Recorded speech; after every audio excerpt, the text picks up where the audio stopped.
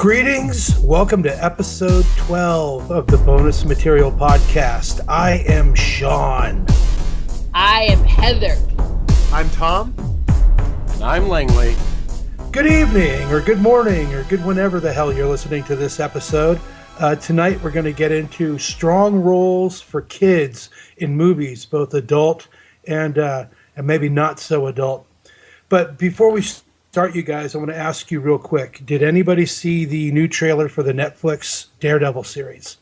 I did. I have not had a chance to. I saw it. It was, all of 5 seconds long, and there was a dude wearing a Zorro mask walking down a hallway. And everything was green. Tommy, did you see it? That's what I saw. I'm not impressed so far. It looks very gritty, and then it wants to be something very, very sort of, mean streets and whatever. But I'm not feeling it so far. It fucking looks like Arrow to me, which Agreed. I love that show. But yeah, the one good thing though was that Scott Glenn with the cataract eyes? Yeah, he plays in the Stick. elevator. He plays Stick. Okay, I'm good with that. I am too. Also, Thom, you must be excited. I know I am. There's a John Wick sequel being talked about. Yeah, I am pretty excited about it. It's the same people it seems to be involved, but what they're saying in an interview was that they're looking to get a real solid story because the guy's basically saying, because trust us, we got the action covered, which makes me very, very happy. Every time you talk about John Wick, I realize that I need to see it, but I have zero time in my life. Yeah, I don't know how you might feel about it. You may enjoy it. I actually talked to somebody who said they didn't want to watch it because the dog dies. Oh. I mean, it's real. It's real. I've seen some dead dog movies in my day. Heather, it's a movie I think that reaches right in and taps into that male part of the lizard brain, where you're a badass and you're invincible, and you shoot people in the face, and it's awesome. As a female, I actually identify with all those tropes, so Nice. I feel you. And that's why we love you. I mean, for me, it's something like, generally I like when English actors do that, because I believe they're pretty badass. It's the Cockney accent and the shotguns. Speaking of that, have we all also seen the King Secret Service trailer, that Matthew Vaughn, Mark Millar movie? I have not watched one trailer this week. Oh, it looks great. Yeah, it looks like a blast. Colin Firth is I'm James Bond recruiting badasses. I wish that's what the Avengers, based on the old TV series, not the comic book. I wish that's kind of what that movie had been like. Agreed. But hell yeah. I want to give one more shout out before we start. I've been reading a Vertigo comic called Wolf Moon. And if you like werewolf stuff, this is the best thing I've seen, read, whatever, since probably, The Howling. It's amazing. Highly, highly recommend What is it about? There's a guy hunting a werewolf that is scarred up, and it kind of flips the mythology a little bit. The werewolf is not just one person cursed. It's almost like a Wendigo. It jumps people. So this guy who's hunting the werewolf was one himself for one night and is now trying to track down basically the spirit and kill whoever that spirit is in. But yeah, part fugitive, part The Howling, American Werewolf in London. Super, super good interior art. Really smartly written. The paneling is super cinematic. Really, really highly recommended, even to people who don't necessarily read comic books. Right on. My favorite werewolf comic is High Moon. Yeah. Steve Ellis did all the art for it. And it's about a sheriff who's a werewolf who has to fight monsters in the West. And some of them are Lovecraftian, some of them are demonic creatures, but it's beautifully done. I think that came out maybe 3 years ago. It's mind-blowing. And the art is mind-blowing, because Ellis is a genius. He does great work. Yes. Yes, Thom? Yes, I've heard of it. I have not read it, but I've heard of it. Cool. I have not read it, and I'm going to find it now. So hell yeah. It was a free comic for a second through that free comic thing that they did through Marvel or DC or one of the lines. I'll call out the fact that John Wick's out on Blu-ray today. I know you're very excited about that, and I'm jealous because I want to John see the Wick extras. Yeah, it's loaded with extras. There's a commentary and a bunch of extras. Hey, I was going to say something about that werewolf comic. I'm probably not going to read it. Anyway, let's get to our subject: strong roles for kids in movies. Who wants to start? Well, I think the thing to remember is like these are performances by children that are adult worthy, not to be patronizing to the children. Roles that deliver all the weight of an adult role that, but they're delivered by a kid. I think it's important to it's when you start talking about that, it's easy to start thinking, trying to think of roles that kids have done where they're basically interchangeable with an adult. And I think that's not always necessarily the case. Like you could have a kid playing a kid, and playing, acting the same way that children would act, but the acting is up to par as somebody who's been acting for a long time. It doesn't necessarily have to be. Two Go ahead, movies Heather. come to mind: The Little Girl Who Lived Down the Lane, and something like Hard Candy. I think casting a kid makes sense. Younger actors, but you could totally tell that story from an adult perspective. You lose the transgression of having someone so young commit these acts. Well, right. The first one that comes to mind for me, and I saw it when I was a kid, was Peter Bogdanovich's Paper Moon with, of course, Ryan O'Neal and his daughter, Tatum O'Neal. She actually won an Oscar for that, too. But it's weird. It's a little inappropriate because Tatum O'Neal is, like, smoking in the film. Have you guys seen it? It's one of my favorite movies of all time, and her performance is amazing.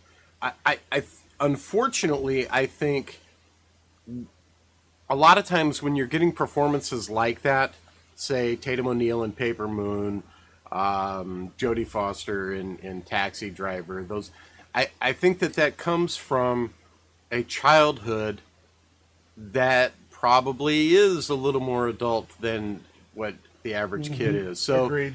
So they're coming to it they're bringing more baggage with them than the average kid would, and that's why they're able to pull off those performances, because they are smoking, they are hanging out with the adults, who knows what's going on. Maybe they got a Drew Barrymore childhood going on, which was kind of a surprise when that all came out, but not so much. Not really. It wasn't reflected in the role she was playing. Maybe later but as a still, 12 when you hear the granddaughter of John Barrymore, that's true. Right. And there were pictures of her when she was like 9 or 10 dancing at Studio 54. So. Right. That's very true, but she doesn't bring that with her when she's in E.T. There's a great innocence there. Right. Even if there was never an innocence there. Right. And you also can't. That's a specific kind of movies. E.T. You really can't upgrade those characters to adults. Well, I think that's like right before her life kind of went haywire.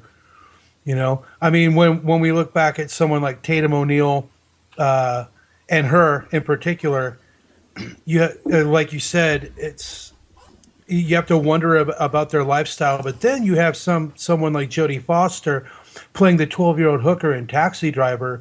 She had done a lot of acting before that. The brilliant Disney movie Napoleon and Samantha, which I want to talk a little bit about in a bit. She's incredibly well adjusted and always has been. But I guess my question to you guys is: I don't know. Wait. Have you seen The Beaver? No. Her movie The Beaver with Mel Gibson. Yeah. Oh yeah. Oh. Ooh. So that makes me think that she should at least see somebody. I forgot all about that movie. I didn't hate that, by the way. That movie so blows. Well, you know, it's like But I am not aware of the movie called The Beaver. Oh, my question you must when see a the child, Beaver.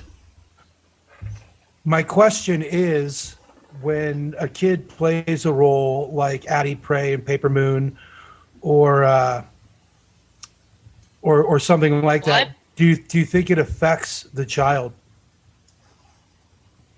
These are a the, lot of assumptions about the type of lives kids lead to play these parts. I mean, Jodie Foster always came up as incredibly professional in my point of view. So I don't know. Well, I well, was, I wouldn't even want to guess. for every actress that has burned out, you can see another actress, child actress that grows up and it is perfectly, you know, reasonable. I just read today, like, look at Baron Munchausen, the little girl in that. That's Sarah Yes. Polley. That's Sarah Polley, who's the director and the actress, right? She was in Dawn of the Dead, and she directed the brilliant Away from Her. So she grew up to be perfectly fine, you know. But you don't hear about that. All you hear about are the Dana Platos and the. Well, I think in answer to Sean's question, I think it largely depends. I mean, can a role like that have an adverse effect on a child? Sure, I think so. If they're surrounded by the wrong situations, anyways, if they're protected by their parents, if they're protected by the filmmakers, if everybody makes sure that they understand what's going on, and then I think that they can be fine. right, right, and it probably plays into the stage parents thing too. Well, you know, I it's mean, interesting. It's interesting. Not to interrupt you, but that I was on set of Case 39, and Jodelle Ferland was there, who was in Thailand. And when we interviewed Jodelle, she walked into the room, and she's a very nice little girl, and everything was fine. But her mom was there, and I kept looking at her mom and going like, I don't really want to talk to her. I want to talk to you. And I asked her, like, how do you keep her normal? And she's just like, you just do. You just sort of, at the end of the day, she's got a room to clean, and she's got this to clean, and she has friends, and she's growing up. It's just that she's growing up in this business where there's a lot of pitfall that she acts as a sort of shield from.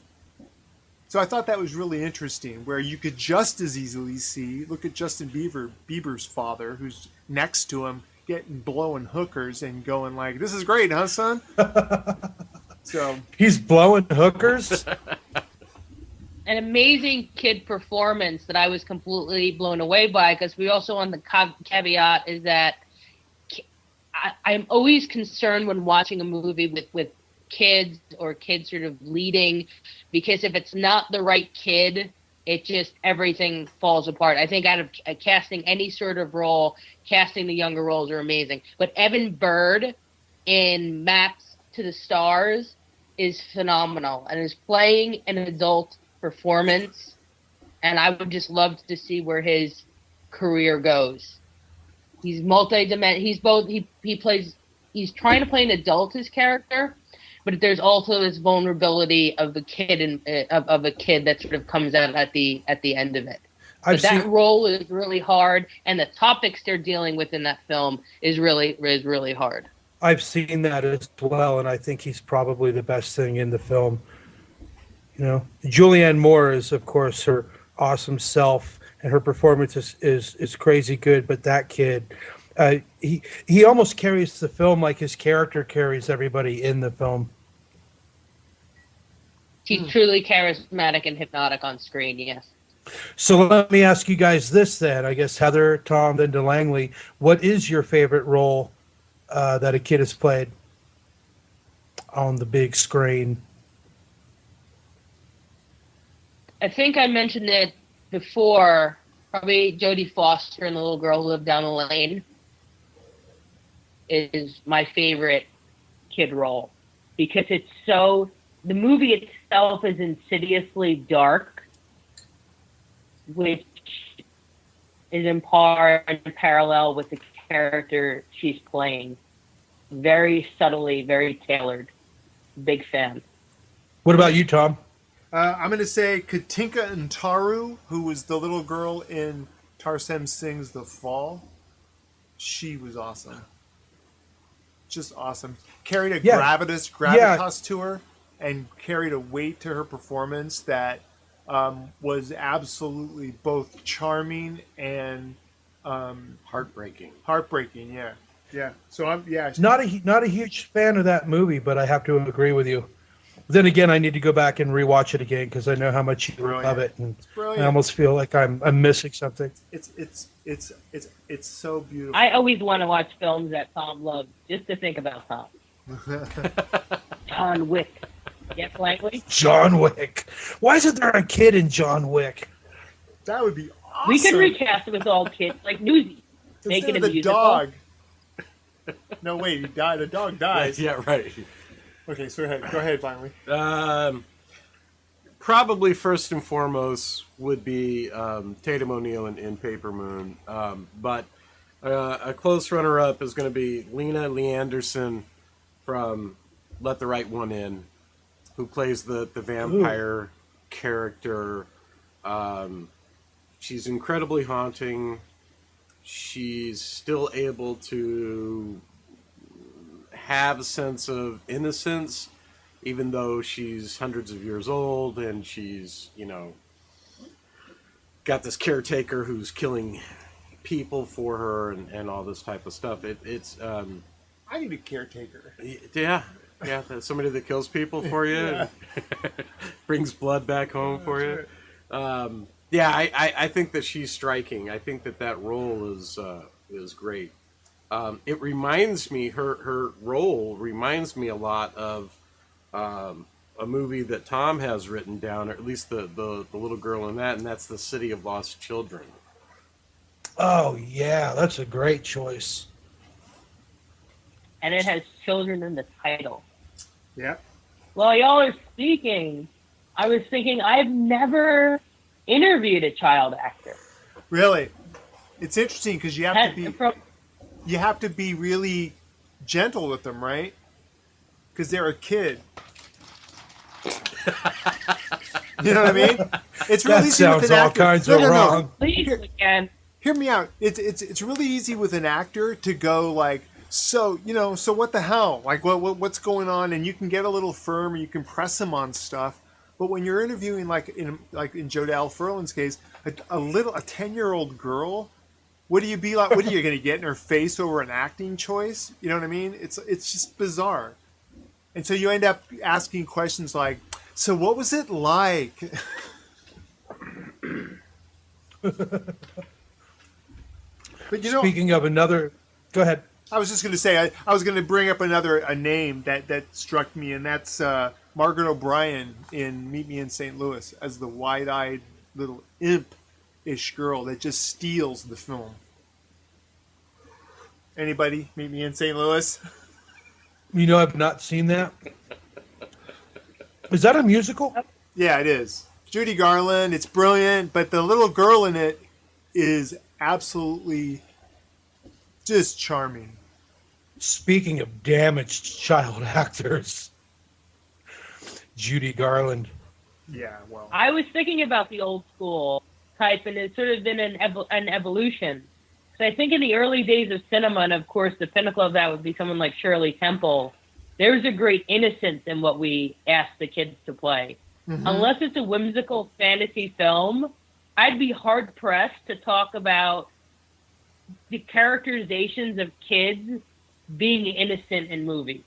Well, but then you look at the history of the kids in something like Our Gang and The Little Rascals, and when they wanted a kid to cry, they'd slap them off camera. Yeah, nice. I mean, Jackie Cooper talked a lot about that. I think things have changed probably since like the early 80s. Kids' rights have become a lot more pronounced,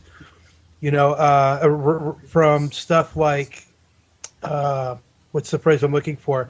Just like how many hours they can work. They can't be overworked. Oh, yeah. The child's union is crippling. You can only work them so many hours. There has to be a tutor on set. You have to powder their diapers. Every step of the way they protect the kids. Goddamn kids. That's why they often high hire maintenance. No, that's why they often hire twins or triplets. That's how the Olsen twins got a job because they were only playing one person, so you can use them twice as much, right?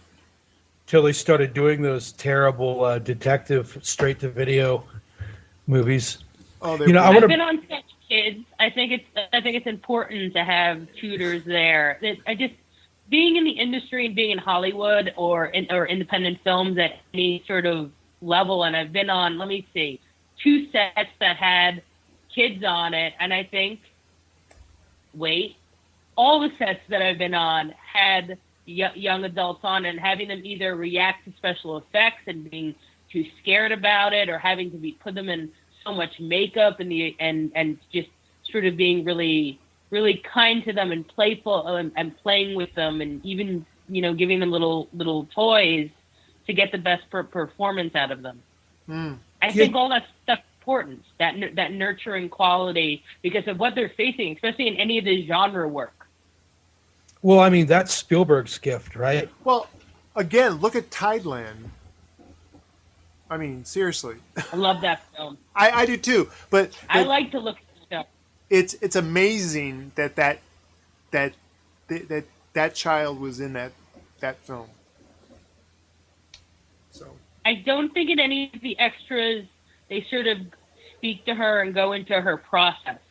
It was mostly about getting the film made and how impossible it is to get a film made with Maestro Terry Gilliam. yeah, But it would have been interesting to see the effects of that. And also dealing with, because I believe she's playing towards another, like, I don't think he was a kid actor, but of course he's playing much younger, and how that affected her. Because they had to display some sexual tension, which I would like to bring up a film which makes me feel very uncomfortable, which is Valerie and Her Weekend of Wonders. Oh shit! Yeah. A young girl, naked throughout most of the film. She's prepubescent and sexualized. Not incredibly sexualized, but even that there's like 3, 4, 7% sexualization. It's a film that I love the film, but it does make me uncomfortable to watch that. well, look at Killer Joe. It's not I love it, and I think that scene is incredibly sexy. yeah. I love it. As I said, the scene is very sexy. You know, you're talking about that they're saying they're both 13 years old. Because I look at her and I go, she's not 13. Girl in Valerie Weekend of Wonders is a little girl. There's It also would be Don't much Deliver different It. if that scene was played out with someone who is much younger. Another one, of course, is Natalie Portman in The Professional. I mean, if you want to talk about uncomfortable and sexualized roles for a kid, I mean, that movie begs to question, is she having an affair with Leon, damn near? Well, I I never think felt she was, but she was playing within the sort of male gaze of the nymphette. And we have our 2 great versions of Lolita, the one with Jeremy Irons being much more of a sexual role for that young girl to play. But again, you know in these American films that they're much older. Right. Do you think it's okay for a kid to play such a sexualized role? Would you let your kids do it? Yes, I would. I would allow, if I had a daughter, God forbid, I would allow them to be in a movie sort of like Valerie Weekend of Wonders. Don't know the film. Go ahead. see, Dependent art film depends on the director, because that's not an exploitation film. It's an art film. It's also a different culture. Right. Europe is a much different culture than America. If I it was know- an American film, because I don't even like the sexualization of the youth in Calvin Klein. Well, it also depends on the audience too. I mean, it's like the whole European thing. Their view on sexuality, much like their drinking habits, you know, tend to get drunk and get in stupid fucking fights, or at least that used to be the culture. I don't know about now. So they're not quite equating that kind of thing the way in America. I don't know, man. Like, So the gaze coming from Europe is much different. I mean, look at a movie like, have you seen Don't Deliver Us to Evil? I have not. It's kind of like the proto heavenly creatures. You know, a couple of girls are obsessed with each other. They're very, very young. The actresses are actually young, not old playing young. They are young, and there's a lot of semi-nudity in that, and a lot of I don't know. There's an Eros thing going on between the two girls in that. That's it. It seems tawdry looking at it as an American, but as a European and how it played to European audiences, I'm sure is a lot different. Should we get out of the gutter for a minute? Well, I was going to answer the question about whether or not you would let your facts. children act in any of these roles, because I have a child. I would have let my daughter. I would have let my daughter play Hit Girl in Kick-Ass. Absolutely. Even with the language, it's weird too, because when I saw that movie, that's the problem people had. I mean, they went to see an ultra-violent film, and some of the lines she delivers, like the bat sign being the shape of a giant cock. I was amazed at who that bothered. It was a lot of people who are the same kind of stuff that we are, who enjoyed exploitation films and really caustic stuff, and they could not handle that kind of dialogue coming out of little Chloe Moretz's mouth. Which and I had no problem with it. I think it's part of the absurdity of the when I watched. She's great in it, and I love watching her perform. Very talented. Langley, are you a parent? Yes. Yes, I have a 12-year-old. I have a 12-year-old son.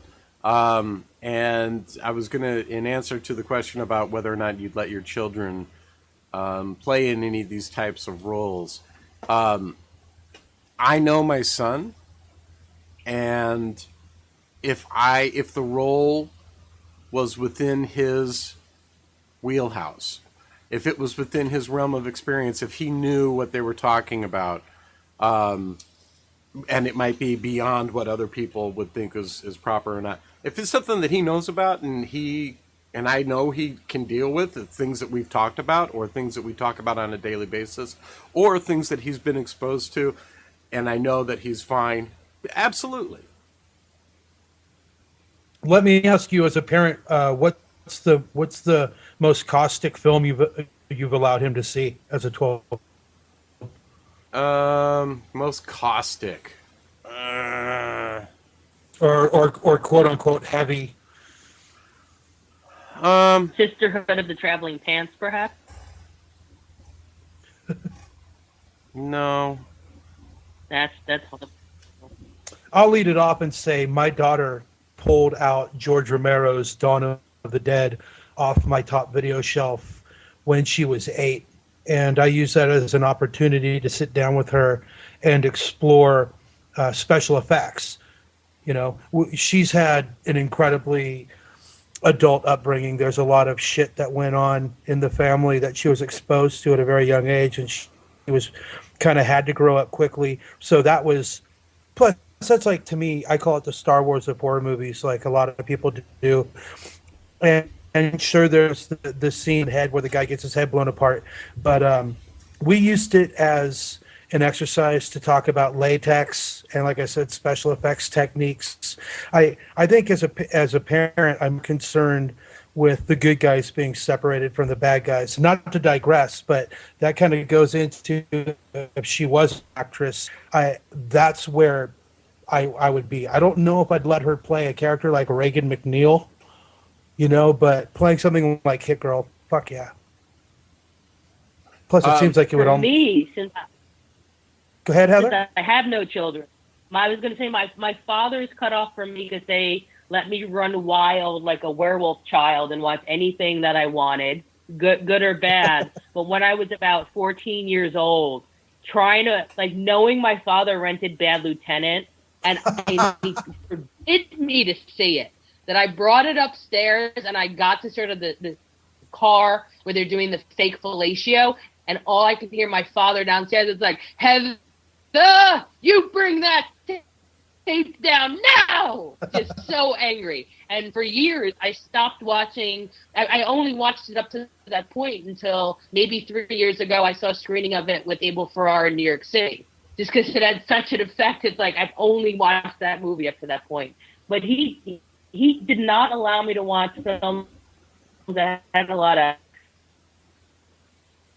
Remember an HBO movie like The Last Boy Scout, but violence and gore, no problem.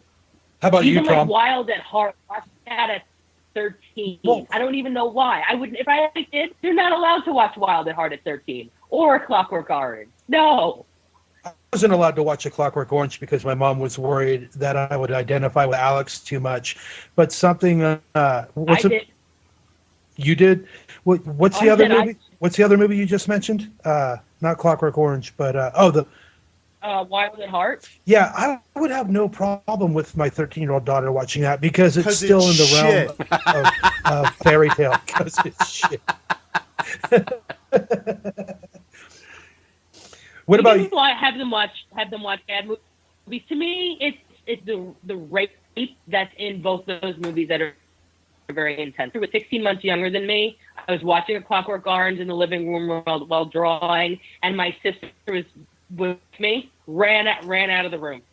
You know, it's funny that And you he bring said I was- it's funny that you bring that up because I was just doing a panel at FanX last weekend about quote unquote geek parenting, and I brought up the fact that when my daughter was about 8 or 9, I didn't show it to her. One of her aunts was watching it, and she watched it. It turned out to be one of her favorite films, but The Crow. And there's, of course, that rape scene in The Crow, and there's no putting the genie back in the bottle at that point. So we just kind of used it, or I used it with her to open a dialogue about violence against women and stuff like that. I found stuff like Britney Spears to be a lot more dangerous. You know, the insidious kind of brainwashing of a kid and sexualizing a kid without them realizing that that's what's happening. Langley and I have Let's get back to the And roles. she's a product, not an individual. To me, What, Langley? I was going to say Langley and I have sat and watched anything that I've, it's more about me trying to get him to watch stuff, because he's not a genre fan. He's not necessarily interested in the same things that I am. So like I'm all the time trying to get him to watch a Tarantino movie and he does, and he watches them. There hasn't been anything so far. I wouldn't show him ABCs of Death, It's shit. because it's shit. It's stupid. I don't want him to. Yeah, exactly. I don't want to feed his brain with garbage. Look, there.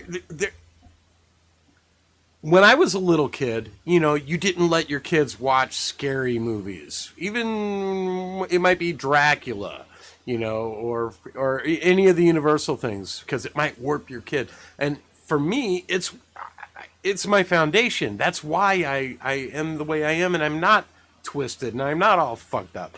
And I think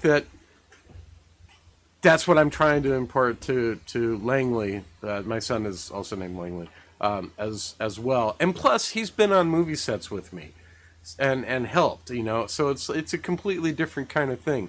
Thom has a little girl. Yeah, I have a girl and a boy. So that's. But the thing is as a parent, let's be real. It's your job to not only gatekeep, but also to sort of, when those weird moments come up, like oh, I forgot that a child shouldn't see irreversible. You are there to contextualize it, even at an early age. I mean, I used to take my sons to Hong Kong cinema at the town theater where we grew up, where every Monday and Tuesday they would run, a John Woo film, and then like another Hong Kong film at the time, like a Jackie Chan movie, whatever. But even though they were subtitled and he was 3, I was there to go, there's a good guy, there's a bad guy, they'll fight soon. In the same way I was there when we went to see Beetlejuice, and my wife thought it was a little mature for him, but he rolled with it, and now he's a genre fan, he's an appreciator of all that stuff. So I think it A, depends on the kid, and B, it depends on the adult and how seriously they take their job as a parent. Agreed. Totally. I mean, I think we're lucky in that I don't know your kid Langley, but I know your children, Tom, who are now adults like mine is. And I think they're all incredibly well adjusted for some of the shit they were exposed to cinematically via us. I don't subscribe to the fact that that's going to fuck a kid up. Like you said, bad parenting's going to fuck a kid up. Yeah, it's the same way that in the way that you would read bedtime stories to a child. You would tell them, well, yeah, Right. It's there aren't trolls and there aren't this and there aren't that. Just like Freddy's not real, and it's all an exercise to instill. I mean, if you bring him in early on the idea of how fear works, then they understand it. Then they go, oh yeah, this isn't a guy that's going to come and get me. This is an archetype that's being used to elicit fear in me, and blah blah blah blah blah blah blah. Right. That right. was, again, never contextualized in my household. Like when I was young, I remember my mother taking me to Empire of the Sun. When I was younger than that, just like a little girl watching Fantasia, which no kids would ever sit through at the age that I saw it with. Nothing was ever contextualized. It was a very interesting conversation to hear that. I just saw the images. I was inspired by the images. I think it's because we were just a movie watching family. And Death Wish was the pattern. You mentioned Empire of the Sun. Christian Bale. Christian Bale, baby. Christian Bale. Specifically first role. That film because she said you're because I saw it in the theater that you're mature enough to understand this subject. So it was always assumed that I could watch a movie like that. See, I grew up on stuff like Triumph of the Will.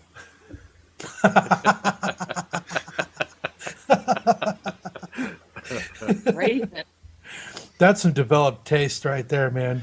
No. Well, actually, I grew up on nothing but musicals and Cecil B. DeMille biblical epics.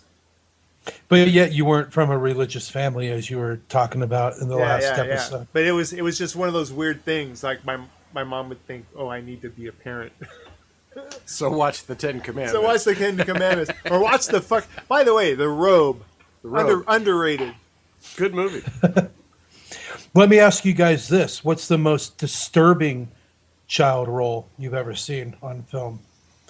For me, it would, again, I'm always name-checking this flick, but The Exorcist. I mean, the crucifix masturbation scene, which Linda Blair claims she didn't know what she was doing, but I don't know how you avoid, because she's absolutely mouthing the words, let him fuck you, let Jesus fuck you, and a year later she was living with Rick Springfield when he was still an Australian pop star. So I'm kind of calling Rick bullshit James. on that. No, it was Rick James. No, that came later. Really? That came later. Yeah, Ooh, she lived with Rick Springfield when he was in an Australian import that they were trying to turn into the next David Cassidy. Wow. Yeah, so he's a little bit of a pedo, but yeah, I guess he was probably pretty young. Not that young. So I guess the pinnacle for me would probably be The Exorcist. Although they say there was no smiling on the set, but pictures, that I've seen since hearing that have, of course, proven that wrong. William Friedkin almost taking a kind of Spielberg type of role with her and being very, very nurturing and kind of shepherding her in a healthy way through that part. But yeah, The Exorcist, man, still disturbs me to this day that such a young girl is tackling that kind of material. How about you guys? Heather? For me, and I will probably pronounce her name wrong because I've never heard it pronounced that loud, but Anis Revo in Fat Girl is an incredibly performance, especially what she has to pull through towards the end of the film. Yeah, that's a heavy film. It's a heavy film, and that's a heavy role for a female, young female, or a female at any age to pull off. Isn't that a Catherine Breillat film? The woman who did Sleeping Beauty and Bluebeard. Yeah. She minds some really, really dark stuff, and it's all with females. Yeah, I have not seen Fat Girl, but I'll get to it because I really like her work. How about you, Tom? I'm gonna say fucking Tommy Kirk and Old Yeller. Oh shit! Jesus. That's so sad, that role. It is. It's so sad. Yeah. Yeah, it just kills you every time. And I don't care who you are, king or pauper, you walk up and go, dude, Tommy Kirk and Old Yeller, and they just go, oh man. They're sadder than even where the red fern grows. Some Yeah. with dogs and colors. And also throw in Shirley Temple, who is just creepy. Go ahead. Well, okay, most disturbing child role. My smartass answer is going to be the baby that gets raped in a Serbian film. That's not a real kid. Thank you. Okay. You got Plastic kids SAG. count. You got SAG status for that. Yeah. Tom stole I my want that thunder. prop. I was going to say, there's a whole kind of swath of those films, where the red fern grows. Yeah. Anything where the kid is having to go on, get out of here. I hated you anyways. Fucking shame. Any of those movies are heart-wrenching. But I'm going to say Jackie Cooper and The Champ, Oh God, yeah. where he's like trying to get him to wake up. And he's dead. He ain't going to wake up. Which was also done really well a few decades later, and Ricky Schroeder taking on the same role with John Boyd as the champ. In the snot-nosed, sniveling Yes. kid role. Yeah. Yeah. That's Rick Schroeder, buddy. Yeah, Rick. I'm Rick now. Schroeder. And I can still And then snot it up on cue. And then on to Silver Spoons. I know, right? Hey, you know what? A kid I want to bring up? John Adams in Cassavetes' Gloria. Oh Jesus Christ! Good call, dude. Yeah, that kid is. I mean, he spends most of the movie looking bug-eyed and running around and being dragged from room to room. but for the most part, when it gets down to brass tacks and that kid has to act, he acts his ass off. Do you know if that's the same kid? Do you remember a movie with Cassavetes where he plays a drunk and he ends up kind of being a surrogate father to? Wait. Let me get my head around John Cassavetes playing a drunk. Okay, go ahead. Tell me when you're ready. Do you remember a movie where Cassavetes plays a drunk and he kind of becomes a surrogate father to a kid? No. I'm always looking for that fucking movie, and I wonder if it's the same kid because it was made around the same time. And anyway, I digress. So those are your most. You know what else is? I mean, we mentioned Jodie Foster and Taxi Driver, but that is fucking disturbing. Well, Brooke Shields and Pretty Baby. Yeah. Oh of- Jesus Christ! kind of the same- yeah. Even more so. Huh? I said I would believe even more so. Yeah. Because Jodie was very confident and she didn't have to perform any acts, but Pretty Baby, she's in a brothel and they're auctioning off her virginity. So even the concepts around that are pretty heavy. In Taxi Driver, the concept around Travis Bickle is very heavy, but not necessarily her role. Right. And again, Pretty Baby made by Louis Malle, so you get back to that kind of European thing, which is I was surprised that the actors like Keith Carradine and Susan Sarandon were on board with that.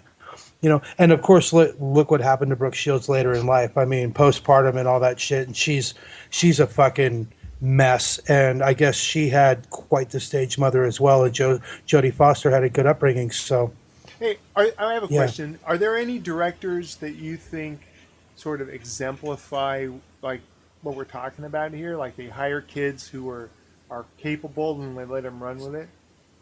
Larry Clark, even though I don't like his work, and I think he's inappropriate. I won't use another kind of word, but yeah, kids, stuff like Ken Park. I can't believe he does some of that shit with kids. But that said, the kids in his movies are really fucking good. I mean, Chloe Savini, who was I think 13 or 14 when she made Kids, is one of my favorite actresses now. So, this is the same guy who made Teenage Caveman? No, I don't think so. Did he? Can we look that up? Because that has a lot of situations with And I guess there comes a point where it's like, when you're talking about kids, teenagers, are teenagers kids as far as the films go, or are we talking little kids? Yeah, Larry Clark Teenage Caveman, directed by Larry Clark. Yeah. Whoa. Yeah, it's the same kind of. It's got that same kind of weird interaction going on between kids. It's basically kids having sex, is basically what it comes down to. Right. Wow, I had no idea he directed, which is a remake, by the way, the version he did. Does anyone have any other ones? Oh, the directors? Directors? I mean, like Spielberg comes to mind, right? Yeah, Spielberg, he was great at that. He was great at the whole kid manipulation thing, where he wants the kid to elicit emotion from the audience, and so if you hear about his directing choices and the way he directed these little kids, like slapping him in the face. Well, okay, what was I don't remember his name. The little boy in Close Encounters of the Third Kind. Kerry Guffey. Okay, and he would do weird things like off camera. He would hold up like a toy and get the kid to smile, and and then he'd like hop out from behind a corner with a scary clown mask, and that would make the kid's face, stuff like that. Spielberg's excellent at that. You're talking about the scene when little Kerry Guffey goes into the kitchen and we don't see the alien, but he does. Right. As they're kind of tearing apart the refrigerator. Yeah, what they did was they had two boxes set up, and one had a clown in it, and one had a guy, I think, in a bear suit in it. So when the clown would pop up, and it was a happy clown, this is before people thought clowns were scary, that would elicit the smile. Then the clown would go back into the box, and the big scary bear would pop out, and that's what elicited the look of concern from the kid's face. A director that I'm going to throw out there is a guy named Hirokazu Koreeda. He has a film called Afterlife, which ask me anytime about Afterlife, and I'll tell you how brilliant it is. But he has a trio of films. One's called Nobody Knows, one's called I Wish, and one's called like Father Like Son. Universal across the board. I Wish the cast is all children, and most of Nobody Knows is. But they're brilliant. They're brilliant. And the kids, again, give these kind of performances that we're talking about.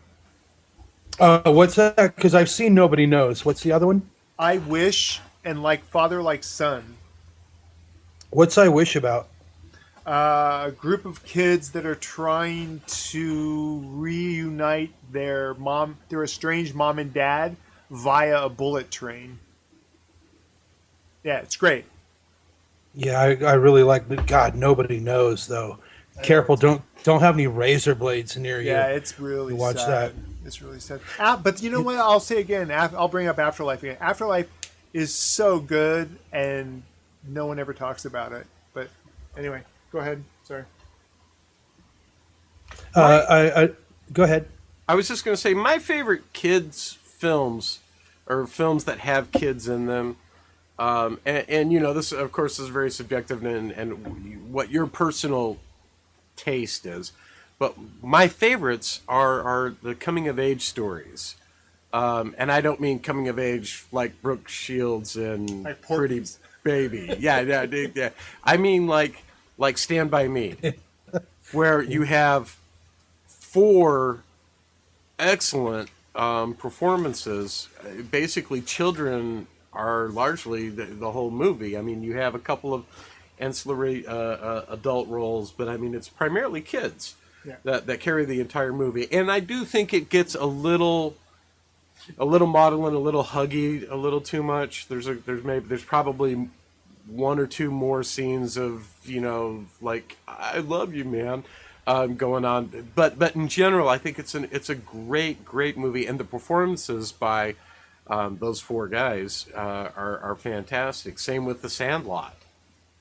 Yeah, which was made around here where I live in Salt Lake City, actually. I guess you have the cast of Stand By Me would also give you that Rumblefish and The Outsiders. Yeah. For me, though, I think the movie's flawed. Beast of the Southern Wild. Oh, that young girl just holds that entire film together. I call that Princess Mononoke the movie. It's almost like Miyazaki made a. Yeah, and not so But- great in Annie, but that's not her fault. Annie. Another great coming of age movie that dates way, way far back. And when Tom and I have done like cons and stuff, and this has kind of come up, I always say this movie belongs on the shelf next to The Goonies, which we haven't talked about yet, and Stand By Me. And that's Truffaut's first movie, The 400 Blows, starring Jean-Pierre Laud. Yeah. I mean, which he stayed with him for, I mean, most people know, but the Donnell cycle, that guy who didn't really do much else but these films, they stayed together and did a series of films with him growing up that are really, really brilliant. But the 400 Blows, I mean, you look on YouTube and you see the kid's audition reel, and he is truly, truly the kid you're seeing on screen. By the way, I'm very happy that it took this long for someone to bring up Truffaut. We're like a movie show, and it took us 12 episodes to bring up Truffaut. That's awesome. Except for Well, you know how much I love Truffaut, and the fact that I'm always screaming that Quentin Tarantino rips him off to fucking high heaven and denies it. I'm waiting that for also Tarantino to rip first off 400 drop? Blows. Go Is that ahead, the Heather. first drop in this episode of Cassavetes? Yes, We it mentioned him is. before. Yeah. So we have drinking game. Right. I mean, that, not to digress, but that's another, like, if you really want to massage it, out of the box horror director. I mean, his relationship films, it's like fucking Buñuel. They're terrifying. Faces is a scary movie, if you ask me. But coming of age movies, though, like let me see. Alice Doesn't Live Here Anymore by Scorsese, which a lot of people don't remember. That's a Scorsese film, and again, it's Jodie Foster and this kid. What's his name? Alfred Luter. Alfred Luter III actually did Alice Doesn't Live Here Anymore, and did another movie with Jodie Foster, a classic kids as adults film, The Bad News Bears. I guess the guy's like running some software company now, but yeah, Alice Doesn't Live Here Anymore, I think, is one of the most unsung coming of age films. Highly, I highly would give recommended. also Haley Seinfeld in True Grit, the Coen Brothers version, Yeah. and Right. even in the original. Yeah, Yeah, Yeah, Kim she's Darby great. in the original. Yeah, she's great. I've not seen the Coen Brothers version yet. it's really good, I've man. seen. It is. It's different, and it doesn't take away from the charm of the original one because they went back to the book Yeah, to tell the story. So they're not really remaking the iconic John Wayne movie. That and Rooster Cogburn, again, always on the TV when it wasn't Right. Death Wish movies at my household. and to go back to Jodie Foster again, which is almost impossible not to. I mean, she's got to be the MVP of this. Have you guys ever seen a movie called Napoleon and Samantha, an old live-action Disney film? Yeah. No. That sounds vaguely familiar. Yeah, it's her and Johnny Whitaker, and Johnny Whitaker is the grandson of Will Geer in it, who's like raising him, and they end up with an old like moth-eaten lion that they adopt from this guy whose circus is shut down. And I think it's Michael Douglas's first film too, because he plays like a kind of a wandering hippie in it. And the grandpa dies, and Jodie Foster, she must be like 7 or 8 in this, is Johnny Whitaker's best friend, and they have to deal with the death of the grandfather. And Johnny Whitaker has nowhere to go, so they end up on this journey across a mountain to find the hippie they met, Michael Douglas again. And yeah, it's like, I don't think I've ever seen a Disney movie deal with parental, or in this case, the death of the grandparent. The kid becomes basically homeless and has to. The happy end is him getting stuck in a foster home, but it does not pander at all. And I guess how do I want to put it? Well, I was going to say, are kids more interesting, because it seems the theme of what we're talking about, in dark, depressing roles where their innocence are destroyed, where they're victims of rape, where they're sexualized too much before their age? Because we're not bringing up movies like, Haley Mills and Pollyanna, or Right. Jack Wilde and Oliver. Look at Pan's Labyrinth. Yeah, exactly. That's another incredibly dark role. Well, I think Dark that, but playful. I think that when you have sunnier movies, with kids in them, I think it's easier. And we're talking about challenging acting roles for these kids. And I think when you have, Pollyanna and any of those types of movies, I'm not belittling the actors' work, but I think it's easier to laugh and have fun and sing songs and probably do things that you are normally doing to some extent anyways. I think it's a much harder acting choice for a kid to have to call on these dark places, these deep wells. And let's face it, we're freaking horror nerds. I mean, we're going to talk about that kind of stuff, I think, more than we're going to talk about the other thing. Well, drama is conflict, right? I mean, right. So where drama is not necessarily so bleak and dark, which I love, but are there roles for kids? Because I'm very schizophrenic myself. I watch like Emmett Otter's Drug Band, Christmas, and Solo. I mean, there's nothing in between. Yeah. I was just thinking like the in between kid roles that are solid but not depressing. I guess Beasts of the Southern Wild would go into that. Little Miss Sunshine, even though the framework is kind of dark, Abigail Breslin's role in it isn't necessarily. She's literally the ray of sunlight in there. What are they bringing to the role when they're not bringing sort of this adult nihilistic heaviness? So what do you think, like these sort of like casting these characters in this mid-level sort of place where you're a solid character, you have to act, but you're not necessarily shiny and made out of unicorns? Well, in the case of the Olsen twins, they brought the cuteness of baby orangutans to their roles when they were small. Does that count? No? No. Okay. That's scary to me. I mean, I guess the Goonies, is not so grim. It's weird though.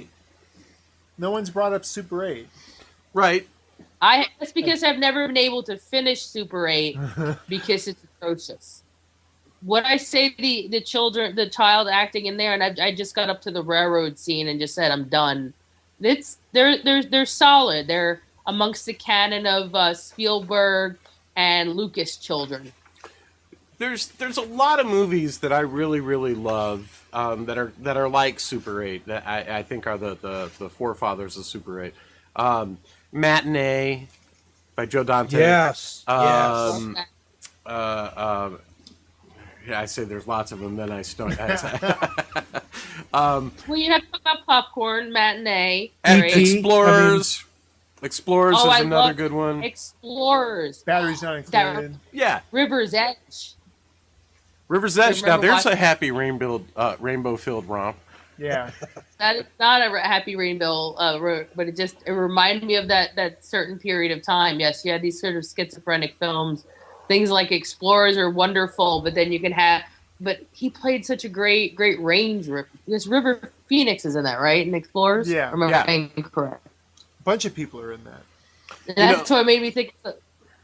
And Ethan Hawke as a little kid. I hesitate to bring it up, but I'm going to anyways. Leonardo DiCaprio's role as Arnie in What's Eating Gilbert Grape is freaking amazing, no matter what anybody thinks of him now. That is awesome. Great performance. I would always go to that performance to say, hey, he's incredibly amazing in this. His other amazing performance for me is in the Django Unchained, which is why I believe that he's better at playing character roles than leading roles. Agreed. Both those are character roles. Agreed. We're not asking for drama. We're not asking for this true sincerity. Because even in I loved Wolves of Wall Street, but it's DiCaprio. He's really great in it, but much better in those other two. He's been a thing of diminishing returns because Gilbert Grape is impossible for me not to look at as his finest role. I could go at any time. Now, there's what you were saying, Heather. Though he's not damaged. It's not a kid who's being raped or something like that. He's actually the ray of light in that film. Yeah, it's a character part. It's an interesting part. It's solidly written. They're not just showing up to be adorable. I don't know This how might be fair. a challenge. I don't know how fair it is to include this, but I want to say Akihiro Tomikawa, who was the kid who played Daigoro in the first 4 Lone Wolf and Baby Cart movies. Now, I think largely his quote-unquote performance is built by the filmmaker.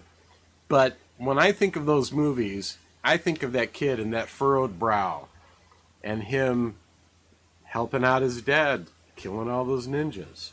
Yeah, he's Keeping kind of the count. voice of Keeping wisdom count. and comedic relief. That's son. Absolutely. Yeah. When Great he role. when he carries water in his mouth to bring to his dad, Oh, it's heartbreaking. it's awesome. There's not a dry eye in the house. Yeah. Yeah, it's brilliant. Yeah, and I agree that it's wholly filmmaker made. Sure. That kid, they just said stand there and lift your arm up, and then they just shot footage. Right. But yeah, Right, and whoever did the voiceover stuff, yeah. you know. Well, Lucas Haas. on the Shogun Assassin stuff, yes. But originally there was he had a little tiny voice, right? Yeah. He was a kid. Yeah, he was a kid. I'm trying to remember. Do I even remember a voiceover from a kid's point of view? No, there wasn't a voiceover, No. but he spoke once in a blue. Right. Anyway, Well, go there's ahead. voiceover in Shogun Samurai, which is the amalgamated version Yeah, of the Shogun Assassin. Yeah. yeah. A fine film. Lucas Haas in Witness, and Lady in White. Actually, Yeah. that's the 1-2 Oh, he's punch great of in Lucas Haas Lady for in me. White. Love Lady in White, yeah. Yeah. Again, a lot of another people- another role of the kid kind of bringing the light to a dark place. I didn't feel that the two kids, though one of my favorite films and Something Wicked This Way Comes, are very strong. Agreed. Agreed. What do we think Yeah. about the evolution of the Couldn't Harry be Potter actors? That's a good question. I mean, for me, I think Daniel Radcliffe has completely delivered on He's the most what interesting. I didn't see as a lot of promise, but his work recently. I mean, I'm one of the few people who really liked Horns. He's great in The Woman in Black. Yeah. He's transcended from being a kid actor to being an adult. I don't see the kid anymore, which is that's rare. I mean, you have Jodie Foster, him. I mean, even Dakota Fanning, like when she played Sherry Curie in The Runaways, and was about the rock band, about the 70s era Sunset Strip all-female rock band, and she's running around in a negligee. I'm still seeing the Dakota Fanning that I love from Men on Fire and I Am Sam and even War of the Worlds. But Daniel Radcliffe has completely transcended it. I think he actually has done it better than Leonardo DiCaprio. Like, I can't take DiCaprio as Howard Hughes in Scorsese's The Aviator. The only film I believed him as an adult in so far fully is The Departed, which surprises me. Yeah. But yeah, I He's think good in this. He's good in The Departed, but he's surrounded by such great actors and Matt actresses Damon. that Matt it Damon. really, yes, that I I think think- it enhances his performance. Something like in playing Howard Hughes, he's miscast, and I think you can't get past the miscasting. That should have been Colin Farrell. Have that look. He doesn't have the presence, so there's a lot of stuff working against him. Yes, Langley? I was going to say, I think he was great in Shutter Island. I wish I liked Shutter Island, and I'm very much in love with the Ninth Configuration. I know it's kind of an homage to that. And But Bava. And Mario Bava. It's Scorsese's Mario Bava film, admittedly. That's the guy who did the Cat People. He was more inspired by Val Lewton. Val Lewton. Val Lewton. It's his Val Lewton film. Actually, His Jacques Mario Tournay, Bava but who's... is something more like Taxi Driver or After Hours, especially the use of lighting and gel. Hey, talking about the Harry Potter series, one of the things that's really interesting is that you do get to see the evolution of kids through, their entire, what's the word I'm looking for? Like Childhood, yeah. I almost said kidhood. But, it's cool when you go back and you look at the first couple movies, they're little kids, they're overacting, and by the time they by the time they hit the third movie, they've really hit their stride as actors, I think. And by the time you get to the end of the movie, or the end of the series, they're carrying their own, just like any of the adult actors. I'm surprised no one's brought up Boyhood. I've tried not to. Okay, good. Seen it yet? I've not seen it yet. Yeah. Again, to me that's Richard Linklater, because I find the Before Sunset and After Sunset films to be incredibly influenced by the French New Wave, and Boyhood seems to be like his Denel saga that we were talking about earlier, 400 Blows, and the movies that came after that, kind of wrapped up into one big movie. Because isn't it, that's the one with the 12-year arc, right? Yeah. We spent 12 years making it. Yeah. Have you seen it, Tom? Has anybody seen it? No, I haven't watched it yet. Well, maybe that's why we didn't bring it up. Because no one saw it. But because we ain't seen it yet. Well, we're like at about an hour or so. Do we want to wrap up by going through, I don't know, any maybe actresses or films that we may have forgotten to talk about real quick? Yeah, impossible not to mention Patty McCormick in Bad Seed. Yeah. Kirsten Dunst in Interview with the Vampire. I mean, that was her first role. She was also the first person to audition for it too. Heather, what do you think? I have to bring up Baxter. I'm sorry, I didn't Come get again? that. Baxter. The dog movie? Right, the kid who plays the neo-Nazi, who trains Baxter, which I can't believe I didn't bring that up because it's like one of my 50 favorite films of all fucking time. Although it's probably because I put it in the wheelhouse of animal films. Yeah. What about you? How about you? I was gonna bring up one that I'm trying to think of movies that like the casual moviegoer may not have seen, and that's The Tin Drum with David Bennett. That's a great movie. Yeah, it's a great movie, and it's a fantastic performance. It's a weird movie. Granted, it's very strange, but he's got a face, man. He's got a face like that kid from Bedknobs and Broomsticks. He's got a face that that sticks with you, But besides that, he does a fantastic job acting. If you haven't seen it, please check it out. It's called The Tin Drum. It was made in 1979. David Bennett is the star. And check it out. Awesome. That's awesome. I'm going to throw out Ann Carter. Fucking brilliant. War film. I'm going to throw out Speaking of war films, I mean, the leaders of Come and See. Both of the leads are incredible. It's such a hard role to play, to be watched with Tin Drum. Come and See and Tin Drum? Jesus Christ. What a fucking double That's feature. what I would watch together, yeah. Shout out to Bailey Madison and Troy Nixey, the director, from the big screen remake of Don't Be Afraid of the Dark, which some people liked, some people didn't. I'm in the like zone for that movie, but she's pretty fucking good in that as well. Yeah, I'm going to throw out Ann Carter in Curse of the Cat People. She's like the young sort of, I don't want to say ingenue, but in that, and she's awesome. Cody Smith-McPhee from The Road and Hugo is very good. Elijah Wood in Radio Flyer is fucking brilliant. Only I could love that film. It's. I think the movie's dated, but his performance in it is pretty incredible. Who was the other brother in that? I did watch it when it first came out, and oh shit, I don't know because I always get hung up on his performance. I'll look it up. You guys want to drop any more? No, I think we're good. I mean, you could do this all night. Radio Flyer.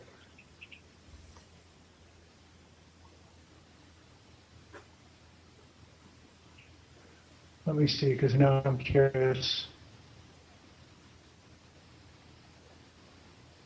Does it turn you away if a movie is about kids? And by kids, I mean not teenagers. Say that one more time, Heather. Oh, it's Joseph Mazzello. God, that's who I forgot too, because he's in Jurassic Park. I was going to say, he reminded me of the kid who's in Jurassic Park. Heather. If a film stars kids who are not necessarily... Yes, I was in Jurassic. I survived. It was nice. My question is, are you turned away from films that you know are starring kids? I know I'm slightly apprehensive because, again, that casting and pulling off that role is really hard. Not at all, unless it's Annie. But then when they do, it's almost more glorious than anything you could do. I think if you could direct kids, you cast the kids, you have some great kid actors, to me it almost becomes more compelling than a movie with adults sometimes. Well, there's so many hurdles and it's incredibly difficult. I'm a huge fan of kid empowerment movies, so for me, I'm actually drawn to them. No. I mean, I do like grizzled old men. It depends on, I think, the story, number one, and then I do my due diligence, and I don't usually walk into a movie theater blind. So if I think it's going to be a kids' film, I usually avoid it, just because there's not enough time in the day. My Netflix queue is 500 movies. I got shit to do. For me, it has more to do with what the film's about than whether or not kids are playing in it. So, if I see something like Monster Squad, I'm going to like it even though it's filled with kids, actors. It has nothing to do with whether it's kids or whether it's adults. It doesn't have any bearing on whether or not I watch it. Well, that's all about monsters. Well, yeah, see? Kids and monsters, very important combination. And I'd like to thank everybody for not bringing up Jake Lloyd as Anakin Skywalker in episode 1. We've talked about great kid performances, but that's probably got to be the worst kid performance I've ever seen in my fucking life. Why single him out in an otherwise shit but franchise? We can talk about Danny Lloyd hey. in The Shining. Wait a minute. Are you talking about Star Trek? No. Although, Heather, you just name-checked one I can't believe we forgot the entire night, and that's Danny Lloyd in The Shining. His only movie, and he doesn't want to be found. He doesn't want to talk about the film, in real life. That was it. That is a hard performance. Fucking brilliant. Playing opposite Nicholson. I wouldn't go brilliant. Well, kid talk to his finger for fuck's sake. Laurence Olivier, it's not. Even Laurence Olivier is not Laurence Olivier. Oh, come on. His Hamlet is the best. I'm going to kick a sacred cow right here. I cannot stand most of Olivier's roles on the screen. He over emotes. But okay. Richard III, that's what you need to see, my friend. Can we now go to the other side of the coin and say, what kids do we really hate? Can we talk about kids we hate? Jake Lloyd. Oh. Jake Lloyd gets a lot. Yeah. He did one good movie with Gina Rollins and Marissa Tomei, and then after that, yeah. Can we talk about kids that are dead that we hate? Yeah. Okay, Corey Haim. Yeah, that whole Corey thing. Yeah. Yeah. I don't... Nah. Dana Plato. Fucking one of the original thugs. Is Gary Coleman dead? Yeah, Gary Coleman's dead, right? Gary Coleman's dead. How can you hate him? Because he's a fucking piece of shit, or he was. Wait, who? Gary Coleman? Yeah. What you talking about? You know what I'm talking about, Willis. No, he blows. Yeah, well, there's lots of actors that I just don't get, like this Saurian, whatever. She was in Lovely Bones, and she was in Hannah. Like, she does this wide-eyed waif thing, and it's like, ugh. I'm picking on some 10-year-old chick. And you, bitch. How does that make you feel, Tom? Strong. Yeah, like a white man in America. Hey, if she didn't suck, she wouldn't be getting the horns right now from Carnell. Okay. Yeah, no. She's probably a fine kid. But look at the Fannings. I just watched Maleficent. And that girl does like the entire fucking film. She just wanders through it starry-eyed and wide-eyed and just sort of gape-mouthed, and cartoons happen around her. Yeah, Elle Fanning. Yeah. I mean, from Super 8 as well. Yeah. She's taken all over the roles that Dakota Fanning can't fit in the dress. Because she's too tall.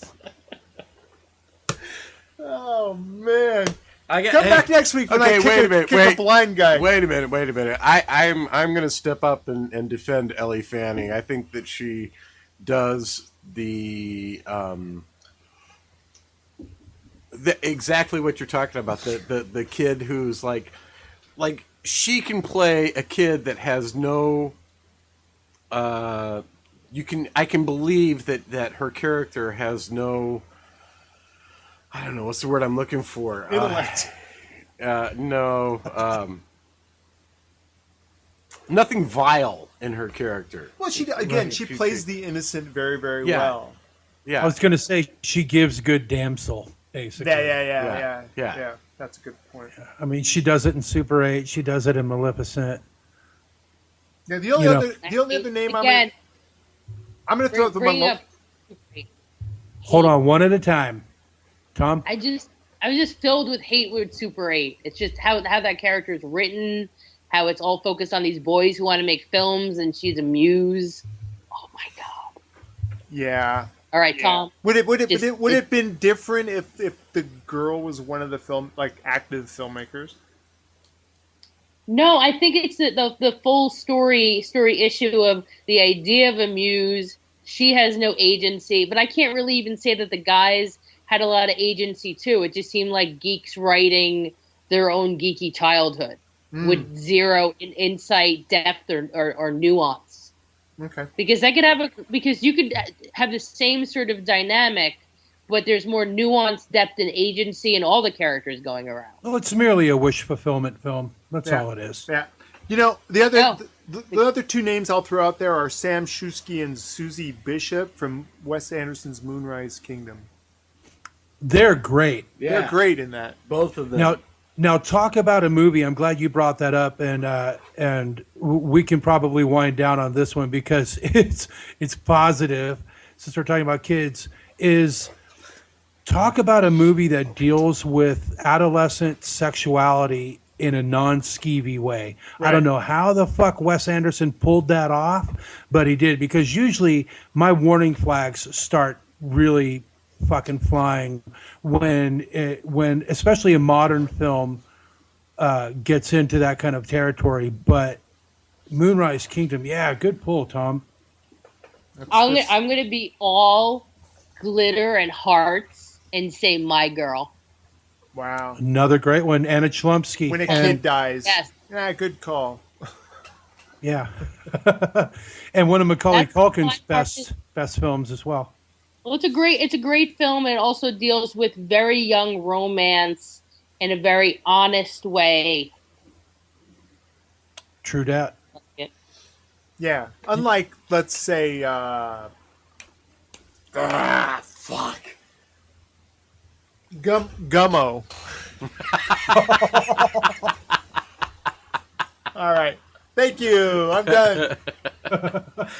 I do want to say that I'm really glad that even though she was name dropped a couple times, we didn't really talk a lot about Hit Girl and that type of a character. I think everybody's aware of, fetishes aside, anytime that you got a little kid beating up adults, that's always a good time. Hell yeah, it is. Yeah. Look at Three Ninjas. They made Three Ninjas, Home Alone, any of those things, But so I'm glad we didn't talk a lot about that because I think that's a given. One more I'll name check too is A Little Romance. Speaking of Laurence Olivier, Diane Lane's first movie when she was a young girl. Now, of course, she's still working. This is Josh Brolin about the American exchange student that falls in love with the young man in France If you guys haven't seen that, I highly recommend it. It's one of those movies that played over and over on HBO when I was young. Right on. So, okay, so I know, like you say, there's no way we're going to cover all this stuff, so we might as well just put a bookmark in it. Maybe we'll come back. What are we doing next episode?